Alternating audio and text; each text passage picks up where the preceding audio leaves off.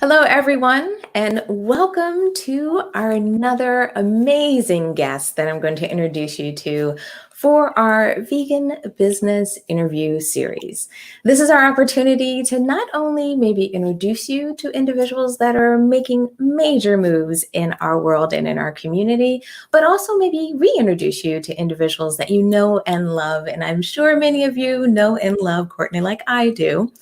And we're just really excited about taking this opportunity and not only catching up with Courtney, but talking about what Courtney's doing, what she's working on, how Courtney is flexing and really kind of adapting to this environment. What we try to do in our interview series, which is really kind of near and dear to our hearts, is, being a vegan business owner, being in these positions, sometimes we find ourselves in either leadership roles or in opportunities where we're starting to kind of navigate the course of the movement. I think it's helpful to kind of hear really what everyone's doing, how we're managing things, how we're finding the words, how we're learning and growing in this environment. So I'm hoping today's interview is not only a great opportunity to find out about VEGWORLD magazine, if you aren't aware of it and aren't already a subscriber and follower, and also finding out about Sprinkles Creative. It's a wonderful venture that Courtney has that's really helping vegan businesses get the word out and truly market and grow the market. So without further ado, let me first say welcome, Courtney, today. Thank you. Yeah, thanks for having me. All right. And I guess let's start diving in. Let's get everyone started with a little bit of background about yourself. So how long have you been vegan? Perfect. Yeah. So I went vegan mostly in college, but I made the decision to go vegetarian, cut out meat in middle school, actually. So it's pretty young when I made that decision, but it was fully the transition in college, in large part because my college of choice had a fully vegan cafeteria, actually one of the best Whoa, in America. that's huge. Yeah, and it's really great. I don't know if anybody knows about an amazing guy. Of course, I always forget his name. It's always on the tip of my tongue. Long story short, he worked with the Humane Society of America, done some really big, culinary work with them, and just a lot of projects around the nation. But his venture was to basically say that, college students need to have vegan food available. And so he's the one that really pioneered this in Denton, Texas, of all places. I always say how random, like how strange of all places. You would think Yeah. California or somewhere, New York, somewhere cooler. But no, I was very fortunate to go to that school. They had already had the cafeteria in place for a couple years. And then I came in, and it is, I kid you not, it's not even your typical like cafeteria style food. It is buffet vegan food. They have a panini bar where you can like customize your own panini.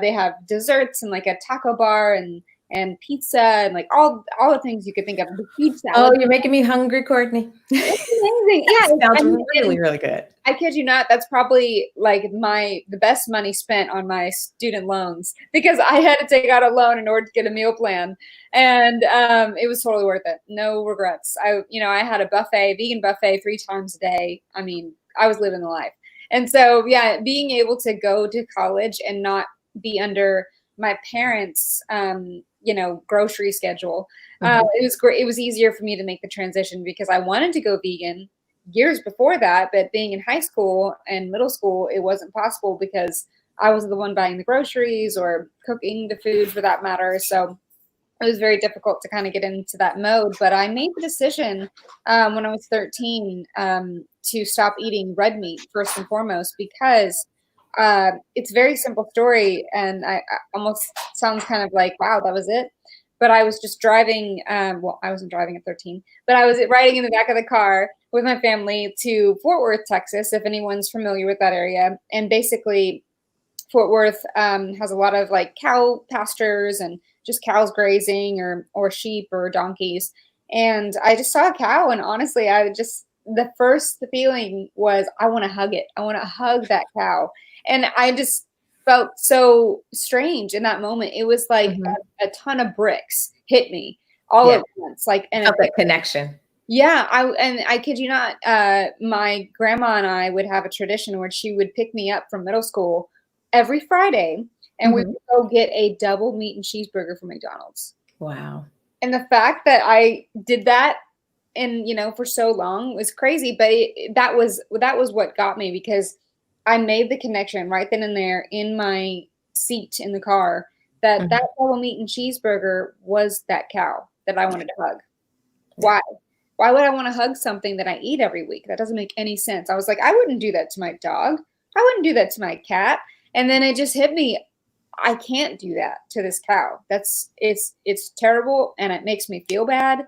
And why should I continue? And so I told my family literally right then, I was like, I can't eat burgers anymore. I can't eat steak. I can't do it. And they're like, why? What is wrong with you? You know, they thought I was a freak.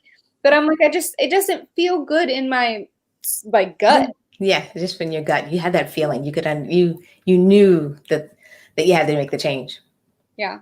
And so that was it. I mean, that was like the catapult. And this is why I love to tell people that going vegan is not necessarily, I mean, it can be if you want it to be, but it's not necessarily a cold tofu kind of situation. Because my journey took years. It took me years from that day on to going full vegan. I think it was easily like 6 years I made the transition from cutting out red meat and then slowly chicken and turkey and pork and dairy and, you know, seafood, eggs. I mean, it was like every year, very gradual thing of cutting out things in my diet. And then I fully went vegan and never looked back. Yeah. But the people that think like, oh my gosh, I can't go vegan and just cut out all these things in my life. I'm like, nobody's asking you to. Just do it, you know, gradually. Take your time, whatever feels natural, whatever you think can be sustainable, right? Like what Absolutely. Realistically can you stick with? Yeah, And that's the thing. We want people to stay vegan. We want this to be a choice. We want this to be a lifestyle. So being able to do that, kind of bringing yourself every month, every year, whatever your path is, I think helping people understand that they're supposed to get on that journey and get there. So I think it's always great when people can hear that story, because they understand that there's a way and a place for them in our community. Right. And that's it. That's basically it. And like I said, I never looked back ever since I made that decision. So perfect. Well, you mentioned, you know, the idea of being in Texas, you know, and having a school that had this vegan buffet, you know, that you may not be what people kind of think initially. But I think, you know, a lot of the work that you've been doing, and maybe we can even just talk about this, is how much Texas has changed, how much cities like Dallas have really changed and become amazing places for growth. And maybe that's why you've been so successful with your businesses and your ventures. So maybe let's talk about kind of where and how Texas has changed and how you've been a part of that change over the last, over the years. Absolutely. It's funny because I've been in Dallas, Texas. I've lived in a couple other places in my life, but mostly the DFW, Texas area since day one. But great. And I keep joking and saying I'm going to move, but honestly, I don't really have a reason to move. As long as I can fulfill my traveling heart, I'm good. And I travel often. Well, obviously not in the last few months, but usually travel often. And so I try to go to a new country every year. So that's fun. But yeah, no, I stay here because of the economy has always been really well. It's really good for entrepreneurs. It's really good for small businesses of all kinds, obviously vegan included, but all kinds.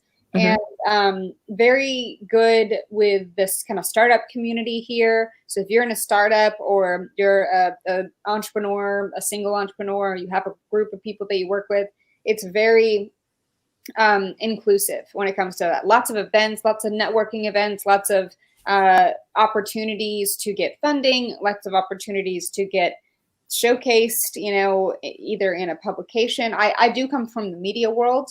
I actually got my degree in journalism. So right after I graduated. I didn't know that. I love it when I do these interviews and I learn something. I love it. Yes, yeah, my degree. I've always had a passion for writing, for journalism. That's what I did in high school with my newspaper and my yearbook and whatnot. And then I went to college and did all the programs that they had. I wrote for the paper there. And it's always just been my dream to tell people stories. I truly feel like some people just know from a young age, like I've always felt called to share stories. And obviously going vegan it kind of amplified that because I'm like, I have to share animal stories and, you know, the people that are helping make animals' lives better. And so, yeah, I graduated from my college and I went and started working for a magazine called D Magazine, which stands for Dallas Magazine. Okay. And it's a lifestyle magazine for like the culture here, right? Lots of different aspects. And so it was there that I learned too how much I love Dallas. I mean, because it's so inclusive and inviting for all different types of industries to thrive. I mean, no matter if you are in an entrepreneurship situation or you work for a company, it's very creative here. It's very diverse, very unique, chef forward. It's amazing. You should see the lineup of chefs that we have here, vegan and non-vegan, which I will say in the last few years, since I really dove into the Dallas scene after moving here, after graduating college, it's so cool to see how much the vegan scene has grown here. I mean, it is thriving. I have seen non-vegan chefs totally create vegan menus. That's great. I love seeing that. Yes, because they know not only is it the way that's the future, but it's more fun for them. They get to be more creative, and you know, it's not a matter of, oh, I have to cut out this, and this from my kitchen. It's what do I already have in my kitchen, and how can I elevate it? You know, how can I use this spice and use this seasoning and then this vegetable? And there's so many cool ways to play around with food now that it's not just like, oh, the vegan option is the salad. We've moved past that. Yes, we've moved way past that. Thank goodness, too, because I used to be in advertising sales. And every time I would go out to take, you know, clients out to lunch or something, I couldn't tell you how many salads I ate. It was not a fun life. But that's all they had. So it's like, what am I going to do? I know that was what the options were. That's what we kind of lived with. Yeah. But yeah, it's amazing how much diversity, excitement, and not just that, to your point, you know, sometimes when I even go to a non-vegan kind of a restaurant and I say, can you do this? Can you do that? I love it when the chef comes out and they're like, is it okay? Do you like spicy? Do you like this? Can I do my own thing? And I'm like, yes, please do your own thing. There's a spark in their eyes. They're just like, ooh, someone's challenging me. Okay, let's do this, you know? And I think that's always so fun for them as a chef. Just, it doesn't matter vegan, non-vegan, they're a chef. A true chef wants a challenge. And in Texas, especially Dallas, you can tell that because we are based around just like a very foodie culture here. It's not all about barbecue and steak. I mean, sure, there's a big part of that, mostly in Fort Worth, which I don't live in Fort Worth. I live in Dallas. It's more prevalent there, which Fort Worth is pretty far from Dallas. For anyone that's never been to Texas or the DFW area, it's massive. Like you cannot get anywhere without a car. Good luck. Like, you're just not going to get anywhere. So, and our public transit's not really there. We're working on it, but it's pretty bad. But it's nice to have a place like you said that's so massive that is embracing veganism, that's embracing these options that are, like you said, left and right. I mean, it's so cool. I mean, so not only vegan only restaurants are thriving, but also the vegan options are growing in numbers. And I can't not be a part of that. You know, like a part of me always wants to go to like a super vegan friendly city like LA or New York or Portland. And don't get me wrong, I'm sure I'd love it. It'd be amazing to live there.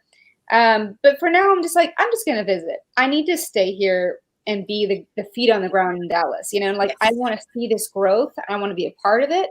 I want to grow with them and help consult them if I can, which is what I do. And then, you know, just be a part of kind of that pioneer team. Like we are laying down the groundwork here. Absolutely. And that's how we get to this mainstream kind of concept. You know, we need people in all different cities and all different places kind of moving things forward. Like you said, being pioneers, you know, putting the groundwork in place. So I think I'm so glad that you're a part of the team and you're making all of this happen. So let's talk about what's going on now. Let's talk about, let's transition, I guess, into some of these topics because there's a lot going on right now and a lot of us are feeling different things kind of in our hearts and our minds. So first, let's talk about the contrast of, you know, maybe where things were in the beginning of the year and kind of where you are with VEGWORLD and also with Sprinkles Creative. What has changed or what new directions are you finding yourself in? For sure. Yeah. So it's crazy. I mean, I joke around with my team members now to think like, because I'm a planner. I'm very much type A. I like to have things organized. I like to have, a calendar full of things just because it gets me excited, and I'm a doer.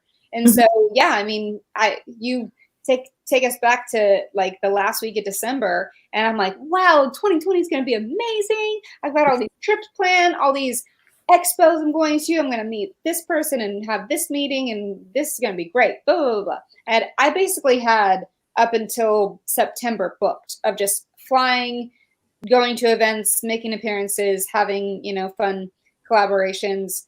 And then basically, It all changed. Yes. Mid-March hit, and like everything changed. And I know too, like I did have to go to California. I went to California twice in March. It was very strange. I flew to California, then I flew back to Texas, then I flew back to California. It was all over the place, but it was for some events. And I came back.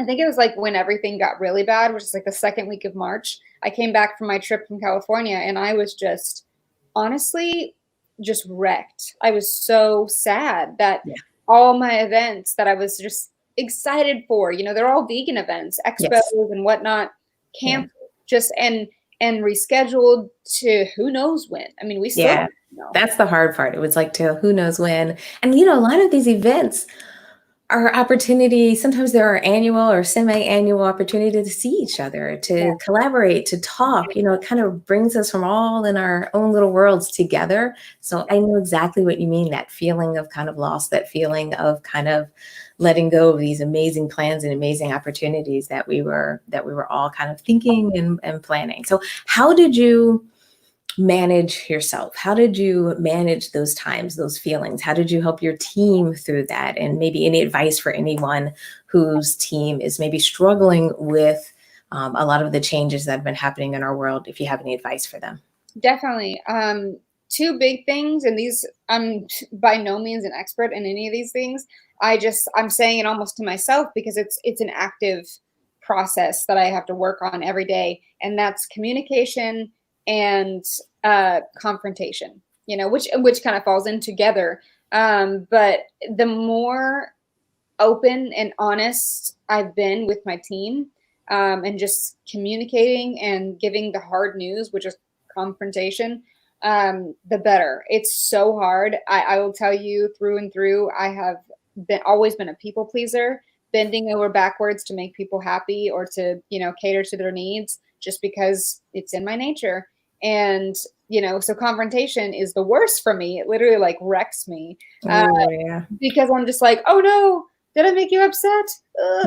But it's good. I mean, confrontation can be so good. And obviously this through COVID, through everything in, lately, confrontation is progression. I mean, we have to go head on sometime if we want to get anywhere, so, and it hurts. I mean, my gut has just been wrenched, but it's like, whatever. If I need to go through that to make a better job for my team, to make a better product with VEGWORLD as a whole, to make a better social media strategy for my clients, or just to make a more compassionate world, then okay, I will go through that, gritty process to do that, and keeping the communication open with my team, like, hey guys, checking in on them. How are you doing? How are you feeling? We're going to change some things. Get ready. Because if you throw something on them, no matter what industry you're in, of course they're going to be derailed. I mean, just like, wait, what? You didn't give us any time to prepare for this. And so just as soon as I could, I made sure to be in touch with my team, had the hard conversations. I mean, thank goodness I did not have to be one of the businesses that had to let anyone go. So that's good. I was very happy to keep everyone around. Work just got a little bit, shifted, just pivoting. And flexing. Yeah. And that's what we all did. I mean, that's basically when I realized that things had to change. I'm like, all right, here's what we're going to do. Obviously, I didn't have a plan right off the bat. I will tell you, it took me a while to really figure out what we were going to do. But it was taking a lot of those opportunities that we missed from going to Expo and bringing them online, just like we're doing now, having video chats, having video interviews to do stories, getting the products sent to us to review, to share with our audience, to do, fun recipe videos at home. Yeah. I mean, there's just been so many fun ways to pivot. And luckily with our magazine, VEGWORLD has always been online. It's been a digital publication. So that really didn't change much. I mean, we were going to have some print editions for an event and that didn't happen. But we just, allocated the time to making the digital publication readily available to everyone, which it is free, by the way, for anyone that doesn't know. There's no fee to read VEGWORLD, to share VEGWORLD. We just ask for your email address because we do have a newsletter we get out. So just making sure that our content is inclusive. Sharing all different walks of life, sharing all different perspectives, and we have people from all over the world contributing, which is really cool. Yeah, it's really cool to highlight. And I just believe too, when I took over VEGWORLD, I knew in my heart making it free was massive, because if we can help people go vegan or save their health or just feel better or learn about businesses or how to be more compassionate, then yes, like I want to make that content as easy as possible. And so that's a fairly new thing that happened pre-COVID, obviously, us going free. But it's been really cool to see, since a lot of people are at home now more than ever, that our readership has gone up. Our, spending more time on the pages, obviously, really. So wait a minute. If people want to subscribe, where do they go to subscribe? Yeah, it's just VEGWORLD.com, VEGWORLDmagazine.com. And then you hit access the magazine, or you can hit the little cover photo in the corner on the right hand side, and that will take you to opt in, which is, again, we just ask for an email address. Perfect. And then you have it all. You don't just have this issue, you have all the back issues too, totally free. And it's flippable, so it's like you're reading a real magazine, since we can't get a real magazine to you.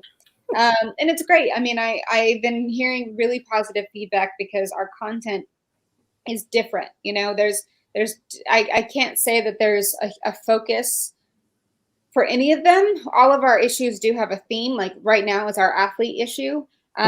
But what I mean for focus, like we don't just cover health. We don't just cover animal rights. We don't just cover travel. We cover it all, because it's hard. Like when I kind of set myself down and said, what do I want to make the focus? Like, what am I interested in? Or what do I think people would be interested in?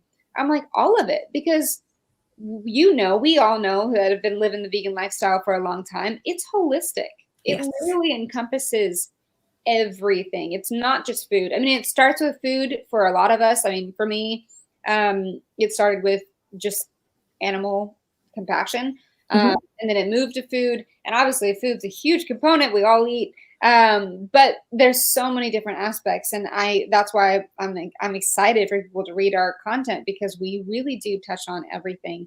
And I just hope that helps. And so far the feedback has been that it has. And Great. And I love that not only the type of content, the information you're putting out there, but I love how you've been flexible with everything that's going on in the world right now, especially with the headlines full with a lot of the injustice happening in the African-American community, with the headlines about, police brutality, and really just how for some, it's been eye-opening. For others, it's been trying to, deal with, even like for myself, I've been dealing with something that has always been a pain inside of me.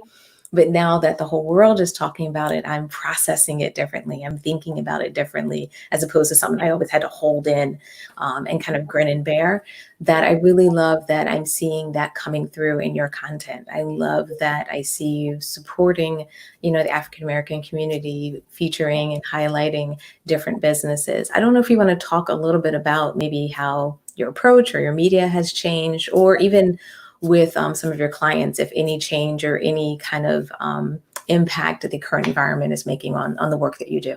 Yeah. And what makes me so lucky in my client base, since I do own Sprinkles Creative, which is a social media agency based here in Dallas with my partner, who's also vegan and she is amazing. And we put together this company because we knew that, we had skills to help vegan businesses and they didn't have the time to work on their social media. So I find myself very thankful to work with mostly vegan, people. So they're rooted in compassion. They know Yes. what compassion is. I mean, bottom line, they went into business to spread love, to share love, to save animals, to feed people delicious, food that doesn't have any compromise on ethics, right? And so Mhm.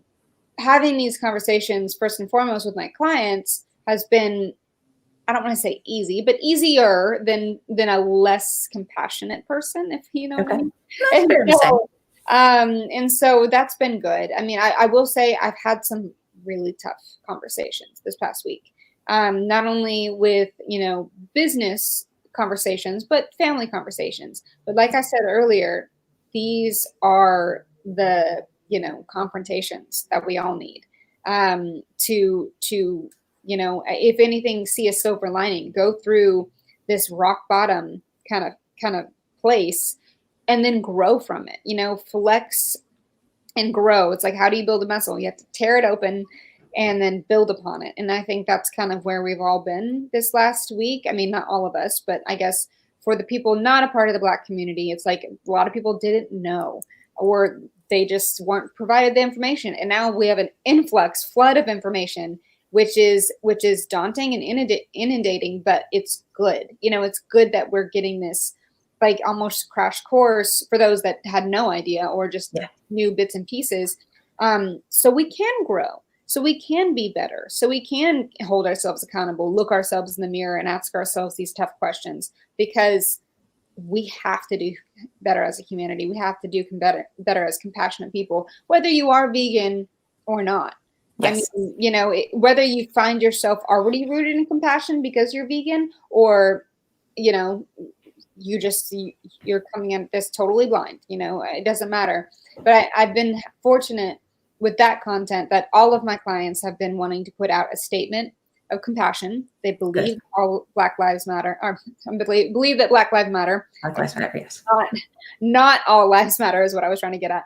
And I've been really fortunate that even some of them that I didn't get a chance to reach out to, immediately they contacted me and they said, "Hey, Courtney, we really want to put out a statement that we love our Black community and that we're donating this, or we're being a part of this, or we're, whatever it is." And I'm just like, wow, I'm so fortunate to work with these people. I'm so glad that they are using their platform, whatever it is, they're a restaurant or they're a service or they're a product, and they want to say something and they want to speak up and talk to their audience, because some of them have audiences that really need to hear it.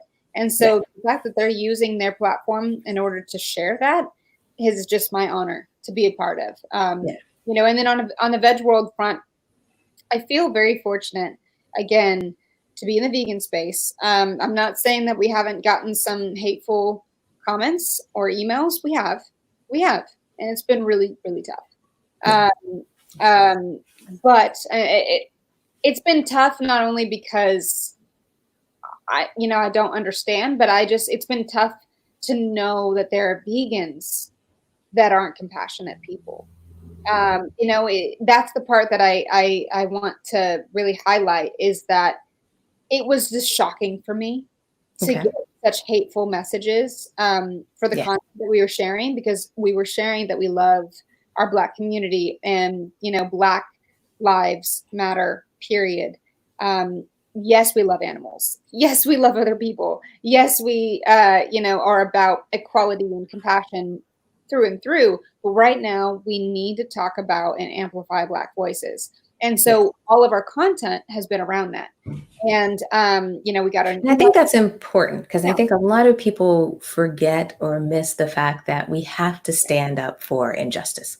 We have to stand up for our communities. When we witness, when we see, when we know something is happening, we cannot say, well, I have this group I support, or this is my cause. I think that's a mistake. If we start to kind of cling to this cause or that, we have to be people that say we stand for people, we stand with these communities, and we really want to make sure that we use what we have developed, our voices, our channels, to make sure that our communities know about it, that we make sure our communities are held accountable for it, and also that we're communicating the message so that they stay educated. I think people forget that there's been so much that's been hidden before, that now it's time to get that information out. So I think it's really important that as vegans, we make that stand. And it's been great reading the content that you've been putting out to support that. And yeah, I'm so glad. And really, the good outweighs the bad. We have been getting just a flood of appreciation from the stories, from the people behind the stories that we've been sharing, and then just from people that didn't know about their organization or their product or their service. They didn't know they were Black owned. Maybe they already supported them, but they just didn't know. And if anything, it's so fun to kind of like flip the script. It's like, hey, here's an awesome product that you've always loved. Did you know the face behind it? Know their story? And people were like, wow, what a beautiful story. Like, I wish I would have known. This is so great. And it's interesting to me, some companies just don't like to talk about themselves, which I get it. It's like some people are humble, some people are shy, they just don't want to talk about them. They want to just focus on the product. But now it's been a really cool opportunity to like look behind the scenes and tell their story. And that's been my pleasure. I mean, through and through as a journalist, I love doing that. I love just being like, no, let's talk about you. And they're just like, no, I don't want to. I don't want to. And I'm like, come on, you make the magic happen. You should be proud that you are Black owned. You should, embrace it and love it. And they do. But yeah, I think it's just sometimes some people are shy, but it's been really fun. Yeah. Flip the script. Yeah, sometimes it is hard to talk about yourself. Sometimes everyone's not used to having the spotlight on them. So I'm glad this has been giving a lot of people time to share their message. And also I've been really excited because in the vegan movement, there hasn't always been at least in my opinion, this is just me, Stephanie, talking, a large enough lane for kind of the Black vegan movement that African American kind of experience in kind of the vegan world. And I feel like this is such a great opportunity to make sure that we're sharing that. We're helping people see the representation and the people that are making change and doing great things. So it's, I think, even an opportunity for us as our vegan community to make sure we're opening that lane, that we're making sure that the headlines, even if we're not able to do events this year, making sure that if you're doing a virtual event, look at your speaker list and let's make sure it's diverse. Make sure you're giving these opportunities to individuals because in the past, we might have had a traditional lineup that we've done before. And I think this environment we're in right now, I'm hoping it's making people really kind of evaluate and making sure that they're giving the voice to all communities, and especially for me, making sure that African American community voice is shining through. Yes. And I think I do want to say the coolest thing that I've been reading and just observing and diving into is that this is a really great opportunity. I've seen for the Black creators that I've been reading their content and seeing, they're like, you know what? I'm going to take this new audience and this new, momentum to let you guys know about how a vegan diet is saving my people. And I'm just like, wow. I mean, talk about huge, because I've been reading lots of medical studies, listening to this TED Talk. I'll have to send you the link later about this Black doctor that was talking about how, most of the Black community die way too early. I mean, 50s, 60s. And it's so sad. The statistics are there. And it's because of the food that is commonly, available to them in communities that, are either food deserts or just not, supplied with organic or fresh food. And it's so sad, it's so sad. But if we rally around a plant-based diet, how amazing a plant-based diet can be, how to, veganize your favorite recipes that you maybe had growing up, make them, without butter, without animal fat, whatever it is, and making the swaps, then, we can ensure that you'll live longer, and I think it's just so amazing that a lot of the Black community has been saying, like, yes, I grew up on these foods. My grandma made this, or we've always had this dish, but we always see that there is, cancer in our family, or there's, some kind of underlying disease, but it's preventable. Like, I love that they've been using these new eyes, these new followers, these new, people, because their voices are amplified now, so they can talk about how they're healing themselves, they're healing their bodies.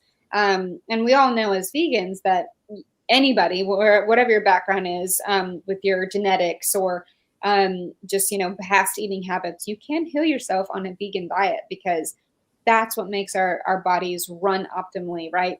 And I just think, to me, it's so exciting. It's so exciting to see that people are waking up to realize that it's not just like, oh, it's my genetics, so I guess I'm gonna get this disease, or I guess I'm gonna be like my mom. It's like, no, you can heal yourself and your mom and your family, It's great.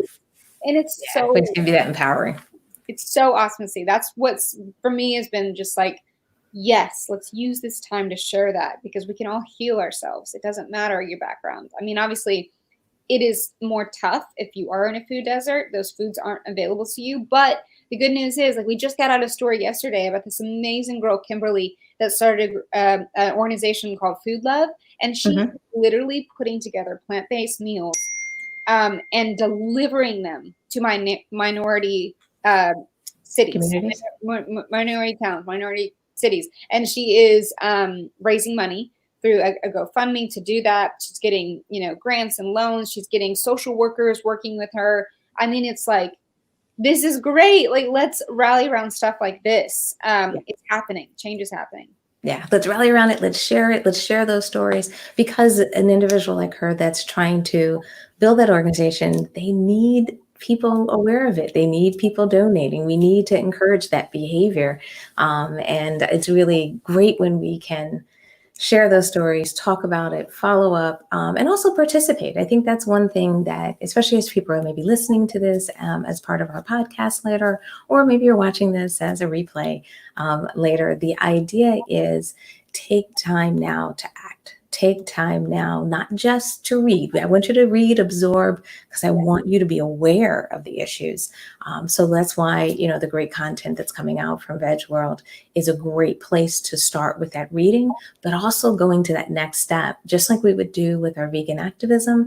I'm hoping a lot of us kind of use those activism skills that we've developed over the years and pour that into the African-American community, support our vegan African-American community, and fight for injustice in the things that we can do every day, in the things that we can do, whether it's volunteering for these organizations that are trying to distribute meals in the African-American community, whether it's individuals that are feeding the protesters that are out there, whether it's even volunteering to, help with making the meals that are going out. I think a lot of us have not only an opportunity to act, but so many different ways to participate. And maybe it's writing articles and sharing stories, or maybe it's just hitting that share button on an article that comes out from VEGWORLD. I think the key here is just making sure that all of us are doing something and acting to make sure that we are not only kind of aware and becoming more educated about what's happening, but also becoming active agents in change. Yes, that's massive. It's just looking around and saying, what are my resources? What do I have? What can I do? Because some people, I think, I found myself in this for a hot second there, thinking, oh my gosh, what do I do? There's just so much to do. Where do I start? Just calm down, find whatever your skills are. What can you bring to the table? And then do that. Don't do nothing, but do what you can. So I think that's huge too. And I'm saying that to myself. It's like, okay, yes, there are 1,000 things that you could do, but what is what's putting your best foot forward? Absolutely. Absolutely. Oh, I just looked at the time. I have kidnapped you. So maybe we'll start to wrap things up here, but I appreciate you kind of taking the time out of your day, kind of sharing what you're doing, what you're working on. making sure that people are aware of the work that not only at VEGWORLD magazine is doing, but also the work you're doing with Sprinkles Creative and helping not only the Dallas community, vegan community, but helping businesses and also helping businesses find their voice during this time of kind of a little bit heightened awareness of the injustice that is happening in the African American community. So I'm really excited when we have a chance to kind of have a guest like yourself that can talk about that experience, talk about what you're doing and the work that you're doing to support the community, and also just raise awareness around the great contributions that you're doing as well. So thank you so much for joining us today. Oh, if people want to get in touch with you, whether it's on for Sprinkle Creatives or it's for VEGWORLD, what's the best way? Social media, website? Yeah, easy. If you guys can handle the email addresses, it's very simple. They're interchangeable, either Courtney@VegWorldMag.com or Courtney@SprinklesCreative.com. Or if you just remember one of them, I will answer. I check my email like crazy, so it'd be amazing. And yeah, social media, please find us there. Easy, VEGWORLD Magazine, and Sprinkles Creative. So love to have you guys join the conversation. Perfect. Well, thank you so much, Courtney, for taking the time. And I really appreciate it. And thank you, everyone who's either watched us live or, like I said before, if you miss any of our live sessions, you can always check out our podcast. We download these, upload these, remaster them, and turn them into podcasts so you can listen to them not only at a later date or while you're on the go. And we're just really excited to be able to take this opportunity to bring to you not only voices of people in our community, but how business owners, how community leaders, how people in our movement are driving change and responding to the current environment. So thank you, everyone, for listening. Thank you again, Courtney, for joining us. And we'll see you in the next interview. Thank you. Bye.